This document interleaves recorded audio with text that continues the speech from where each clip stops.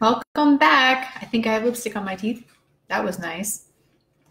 Well, I'll be entertaining if nothing else. There we go. Oh, I wonder if Anna's going to join me tonight. Let's see. I'll go ahead and invite some friends. How about that? Let's see. I saw Anna last night, so let's make sure she's on here. And I saw Erica last night. Hello. I'm inviting some friends to watch. And I'm wondering how everybody's day was, because I know yesterday was really hard to get back in the swing of things. And then today just felt like it was just like, woo, intense kind of day. So to honor the commitment that I spoke yesterday about reading Boundaries together. So I don't know if this is going to reverse. Okay, so I've had lots of tips. If you, it looks like it's not reversing right now. I don't know what's going on. I'm using my my computer this time instead of my iPhone. So it looks like the words are not reversed. That's fantastic. Yay. Let's see. Hi, Mary. How are you? Thanks for stopping in. I'm doing a live to talk about The Boundaries by Henry Cloud and John Townsend. This material has been life-changing for me. Many years ago, I had a relative living with me, and I had to ask that relative to move out, and I'm a Christian, so to ask a family member to move out is like horrible. I felt like I had completely failed at the one thing that mattered most in life, which is to love your family. So I dug really deep to try to figure out what went wrong. And that led me on a journey to this book and some other amazing resources that have changed my life. And just recently, I've become a life coach, and I am loving it. I am literally watching people's lives change in phone calls. It's just amazing. I love it. But a lot of what I do in my coaching is from this book. So one of the things that I started with last night was talking about what are we responsible for? What are our boundaries? What is that? So if you think of your soul as like a treasure chest, there are certain things in your soul that only you are responsible for. And I call those the treasures of your soul. And the treasures of your soul are the things that nobody else can control for you. You have ownership of these things, but most of us did not grow up believing we had ownership of these things. So what are those things? What are the treasures of our soul? So I'm reading from my workbook. Look, I'm so happy, guys. It's presenting correctly. Hey, Elisa, how are you? I'm glad. Thank you for coming. I'm glad things are displaying and friends are here. That's such a gift. All right. So what are the treasures of my soul? What am I responsible for? I am responsible for my feelings, my attitudes, my beliefs, my behaviors, my choices, my values, my limits, my talents, my thoughts, my desires, and who or what I love and trust. So those are the boundaries of our soul. And this book is, I love the workbook too. I just noticed I had the workbook in my hand. Really, really powerful stuff. And I just realized I had a light in my pocket. That's kind of, what? Sorry. Be entertaining, right? Okay. So anyway, getting back to the material. So those are the things that we're responsible for. And when we think about relationships and we think about life, it's really helpful to have this list in the front of your mind. I'd be happy to send that to you if you're interested in keeping a copy. I actually put one by the mirror in my room, and I gave my copy away over Thanksgiving when we had company. So I need to print out some more and put it up I put it in the mirror in the bathroom or my bedroom. And it's just a great reminder. But the opposite is true as well, that while I am responsible for these characteristics right here, see, this is my well-loved workbook. I am not responsible for anyone else's treasures of their soul. So I'm not responsible for anyone else's feelings. I'm not responsible for anyone else's attitudes. I'm not responsible for anyone else's beliefs. I'm not responsible for anyone else's behaviors, choices, values, limits, talents, thoughts, desires, and who or what they love and trust. And knowing those things that's just, it's quite a shocker to the system. So honestly, I've been working through this for 3 years now, and it's been such a gift. But I promised that we'd get to chapter 2, so I'd like to do that. Hi, Ashley. I saw your cute video of the Christmas tree with the boys. Tell them I said hi. Anyway, okay, so Boundaries chapter 2, and then let's see, it's 6:40 right now. I think I'm just going to read for like 10 minutes, and then I'll look and see like what comments or questions have come up, and then we'll go from there. My commitment for doing these lives, thank you. Hey, Jen, how are you? Jen DeMatteo, if you come to San Diego for Christmas, I want to see you. Okay, she's like one of my favorite people.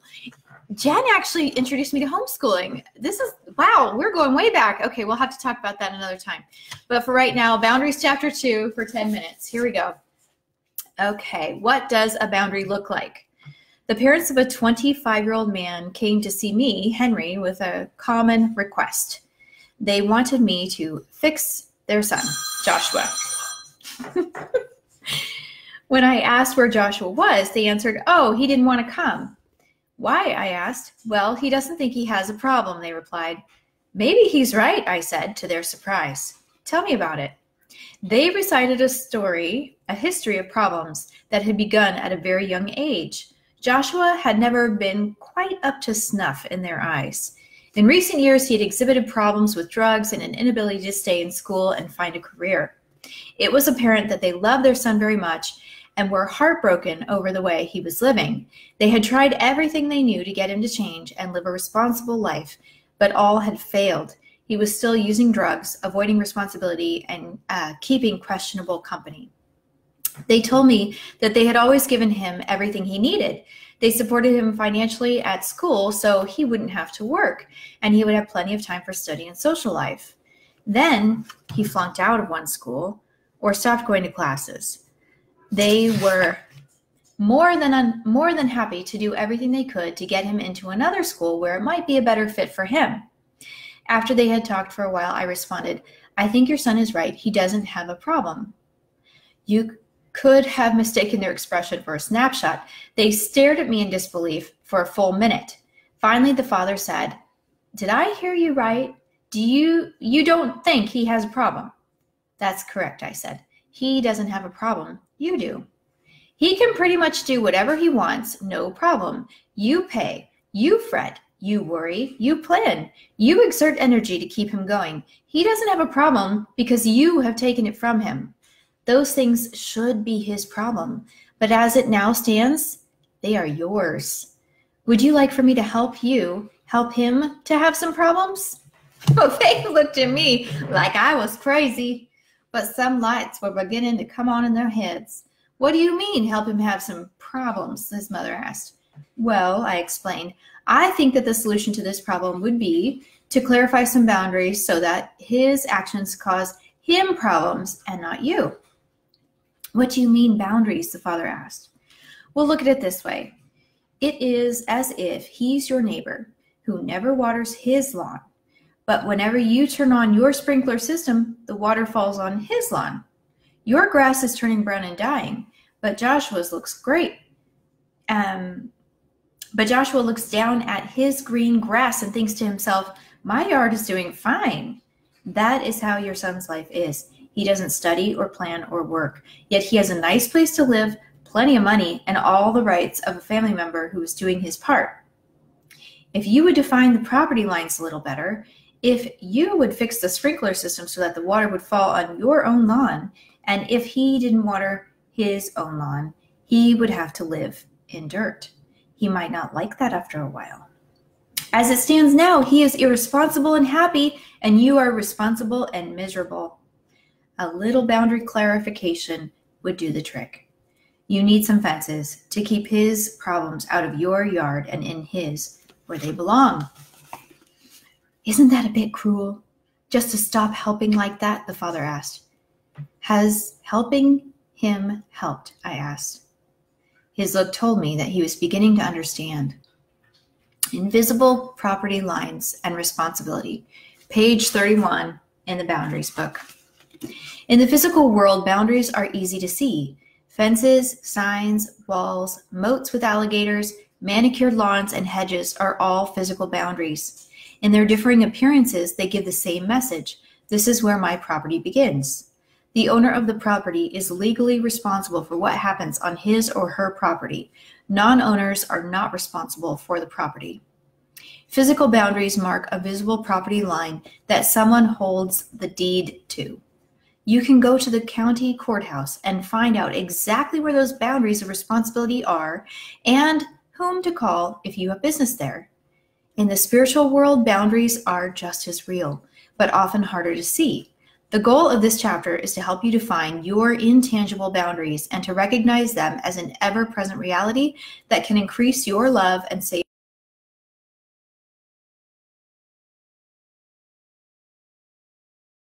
Proverbs chapter 4:23. Okay, me and not me. Boundaries define us. They define what is me and what is not me. A boundary shows me where I end and someone else begins, leading me to a sense of ownership. Knowing what I am to own and take responsibility for gives me freedom. If I know where my yard begins and ends, I am free to do with it what I like. Taking responsibility for my life opens up many different options. However, if I do not own my life, my choices and options become very limited. Think how confusing it would be if someone told you to guard this property diligently because I will hold you responsible for what happens here, and then did not tell you the boundaries of the property, or they did not give you the means to which to protect the property. This would be not only confusing, but also potentially dangerous. This is exactly what happens to us emotionally and spiritually. However, God designed a world where we all live within ourselves. Oh gosh, this hurts, guys. This hurts. Gotta live within ourselves. That is, we inhabit our own souls and we are responsible for the things that make up us. Each heart knows its own bitterness and no one else can share its joy, says Proverbs 14:10. We have to deal with what is in our own soul, and our boundaries help us to define what that is. If we are not shown the parameters or taught wrong parameters, we are in for much pain. The Bible tells us clearly what our parameters are and how to protect them, but often our family or other past relationships confuses us about our parameters. Oh, I have been confused. The Bible tells us clearly what our parameters are and how to protect them. Oh, I just read that part, sorry. In addition to showing us what we are responsible for, boundaries help us to define what is not on our property and what we are not responsible for. We are not, for example, responsible for other people.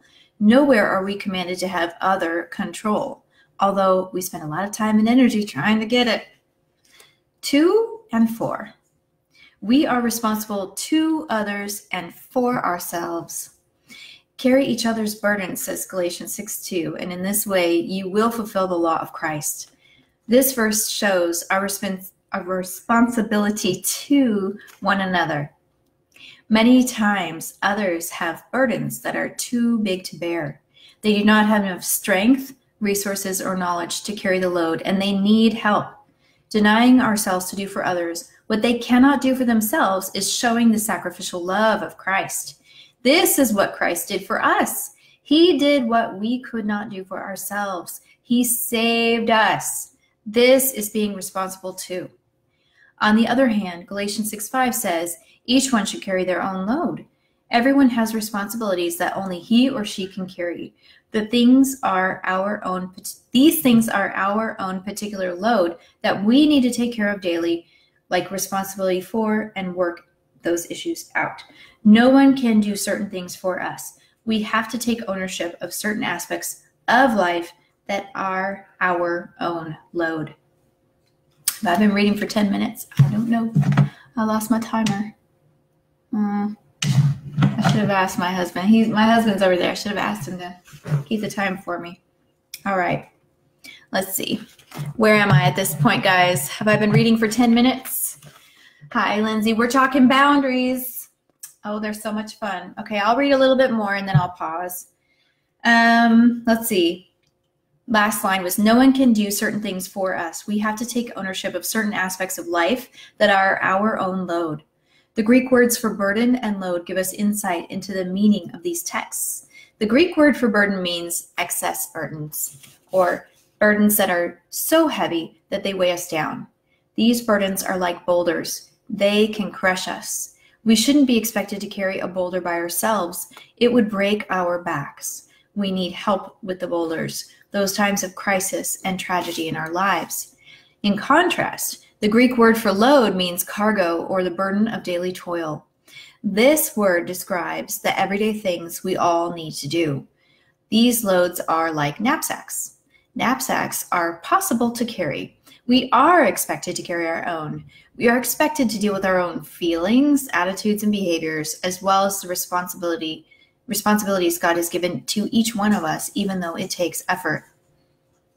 Problems arise when people act as if their boulders are daily loads and refuse help. Or if their daily loads are boulders they shouldn't have to carry. The results of these two instances are either perpetual pain or irresponsibility. Lest we stay in pain or become irresponsible, it is very important to determine what me is, where my boundary of responsibility is, and where someone else's begins. We will define what we are responsible for later in this chapter. Okay, next they're going to take a look more closely at the nature of boundaries. So I think we've got some comments right here. I love that you guys are here with me, and that Ashley left a comment. I don't know if she's still here on this chat or not, but I wanted to respond. Okay, Ashley said, this is so true. Boston and I talked about this today. Boston's her son. He's in my class on Fridays. We sometimes have to let him struggle and try things when it's easier for me to just fix it all.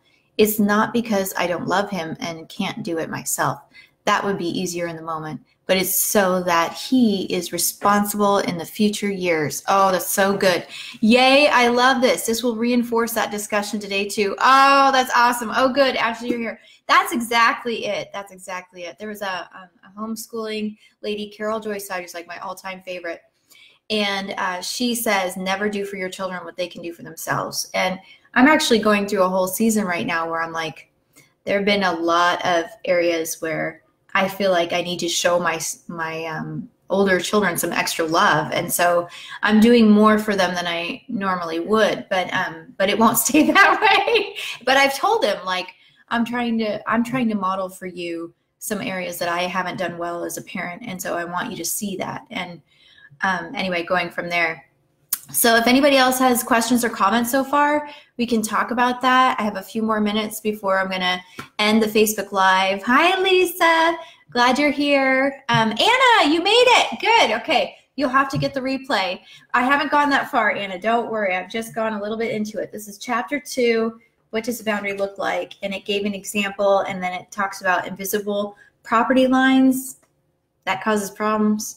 And what's me and what's not me, that causes problems. And then I just did, my favorite, a little review. Yay! And I just see your comment that says, hey, lady. I just did a little review of, let's see, I am responsible for my feelings, attitudes, beliefs, behaviors, choices, values, limits, talents, thoughts, desires, and who or what I love and trust. Like, this is so funny, you guys. This is my cheat sheet for life right here. These are all like the things I never, ever want to forget.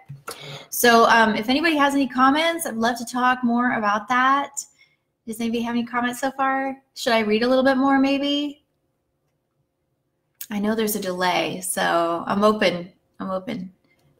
Yeah. Tonight won't be as long as last night. Just doing like 30 minutes or so. Okay, well, if we don't have any comments, then I'd like to read a little bit more. So I'm on page 33 of Boundaries. Now let's look at the nature of boundaries. Oh yeah, Ashley says this is a good book. It is. I highly recommend it. It's been life-changing for me. Make sure if you go on Amazon that you get the new edition. And then go to my new YouTube channel where I'm posting these videos so that if you miss them, you can see them later. Yeah, go eat your dinner. I'll talk to you later. That's for Ashley. Hi to the family, Ashley. Okay, good in and bad out. Boundaries help us to distinguish our property so that we can take care of it They help us to guard our heart with all diligence. Proverbs 4:23. We need to keep things that will nurture us inside our fences and keep things that will harm us outside. Oh my gosh, you guys, this is so like my favorite thing ever. I'm going to read that again. We need to keep things that will nurture us inside our fences and keep things that will harm us outside. So Dr. Cloud goes on to talk about there's a difference between hurt and harm. They're not the same thing. And so he talks a lot about the difference between hurt and harm. Hello, Pastor Scott. Welcome. Good to see you. Okay, bottom of page 33. In short, boundaries help us keep the good in and the bad out. They guard our treasures, Matthew 6:19-20, so that people will not steal them. They keep the pearls inside and the pigs out. That is, there's a Matthew 7:6 talks about pearls and pigs. Sometimes we have bad on the inside and good on the outside. In these instances, we need to be able to open up our boundaries to let the good in and the bad out. In other words, our fences need gates in them. For example, if I find that I have some pain or sin within, I need to open up and communicate it to God and others so that I can be healed. Confessing pain and sin helps to get it out so that it does not continue to poison me on the inside. Oh, that is so true. So, so true. Hey, Barbara, good to see you. Thanks for the kind word. Okay, so that last part, if I find I have some pain or sin within, I need to open up and communicate it to God and others so that I can be healed. Confessing pain and sin helps to get it out so that it does not continue to poison me on the inside. That's from scripture. That's 1 John 1:9, James 5:16, and Mark 7:21-23. So I highly recommend this, y'all. The sweetest thing about Jesus is that he's always available. And so whether or not you have a safe person to confess sin to, you can always confess it to Jesus. And basically you're just saying, here's what's going wrong. Here's the mess that's going wrong that I know is going wrong. And Lord, will you please help me with this? And he will. But if that's something you would like more information about, or that's confusing, or like you're on a journey, you don't know where you're at on your journey, you want to talk to somebody about that. That's one of the areas that I do coaching in, is spiritual direction. It's something I absolutely love. So it's kind of a side note on our boundaries journey that we're on, but I wanted to make a note of it because I think it's true. It's in this life, none of us are born like perfectly able to keep the good in and perfectly able to keep the evil out. And so often we get it mixed up. And so, let's see, getting it mixed up in my life was like, I didn't even know the feelings I was feeling. And when I was tired or when I was whatever, a feeling, I didn't even know I was having it. And so I was really, really doing a whole lot of activity, and it was almost like compulsive. And it was good stuff. It was all good stuff. But I wasn't putting a good limit on myself. Like I didn't realize that I was giving away too much and that it was okay for me to not give away that much. I didn't know that. And it's taken me a very long time to accept God's love for me enough that I don't have to do that anymore. So now I can give love more freely, which is a beautiful thing. So if you're struggling with any of that good stuff, let me know. Wow, Julie Chang, it's good to see you. You're actually part of my story, girl. Anyway, so I am so grateful that I got to share this with you all. If you all have any questions about what I've read tonight or anything that I've shared, please let me know. I am available to respond to you. And I will be doing replays of this, and it will be available on my channel, my YouTube channel, katiespeaking.com@gmail.com. And basically, I'm just wanting to share this excellent content with you. And if you are ready and excited to have somebody come alongside you and walk alongside you, either in your relationship goals or your personal goals or spiritual growth goals, I would love to do that for you. Or I would love to point you in the direction to find somebody in your area who could serve you in that way. So that's it for Boundaries Live tonight, guys. I thank you so much for stopping by, and I would love to hear from you. Have a good one. Bye-bye.